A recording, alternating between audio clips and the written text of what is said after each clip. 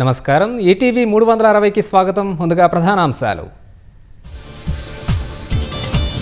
భూభారతిపై అవగాహన కల్పించేలా రెవెన్యూ సదస్సులు.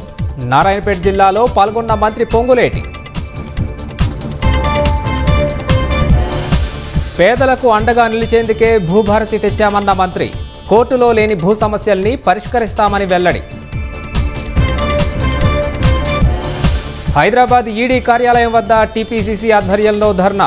కేంద్రంలోని బీజేపీ ప్రభుత్వం కక్షపూరితంగా వ్యవహరిస్తోందని నేతల ధ్వజం. కాంగ్రెస్ ప్రభుత్వ వ్యవహారాన్ని సుప్రీంకోర్టు ఎండగట్టిందన్న కేటీఆర్. కంచెగచ్చిబౌలి భూములపై స్వతంత్ర సంస్థలతో విచారణ జరపాలని డిమాండ్. కశ్మీర్పై మరోసారి తన దుర్బుద్ధిని ప్రదర్శించిన పాకిస్తాన్. ఇస్లామాబాద్కు జీవనాడి అని వ్యాఖ్య. ట్రంప్ ప్రతీకార సుంకాలపై అమెరికాపై పెను ప్రభావం. నిరుద్యోగం, ద్రవ్యోల్బణం పెరుగుతుందని ఆందోళనలు. ప్రపంచ ప్రభావశీలుర ప్రముఖుల జాబితా విడుదల చేసిన టైమ్ మ్యాగజైన్. ట్రంప్, జేడీ వాన్స్తో సహా పలువురికి చోటు. భారత్కు దక్కని అవకాశం. భారీ లాభాల్లో కొనసాగుతున్న స్టాక్ మార్కెట్లు. 900 పాయింట్లకు పైగా లాభాల్లో సెన్సెక్స్.